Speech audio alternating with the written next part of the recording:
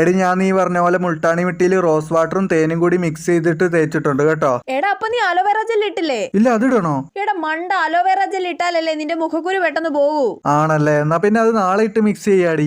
നാളെ അത് വേണ്ട, നാളെ കാപ്പിപ്പൊടിയിൽ മഞ്ഞപ്പൊടി ഇട്ടിട്ട് അലോവേറ ജെൽ മിക്സ് ചെയ്ത് തേച്ചാ മതി കേട്ടോ. Okay set. എടി പിന്നെ നമ്മുടെ ഈ ബ്യൂട്ടി രഹസ്യം വേറെ ആരോടും പറയില്ല കേട്ടോ, നമ്മള് മാത്രം അറിഞ്ഞാ മതി. അയ്യേ, ഞാൻ ആരോടും പറയൂല. പിന്നല്ല. ഭയങ്കര ഗ്ലാമർ ആയിട്ടുണ്ടല്ലേ ചെറുതായിട്ട്. അതങ്ങനെ വീട്ടിലുള്ള സകല കാപ്പിപ്പൊടിയും മഞ്ഞപ്പൊടിയും ഒക്കെ വാരി അങ്ങ് തേക്കുമല്ലേ.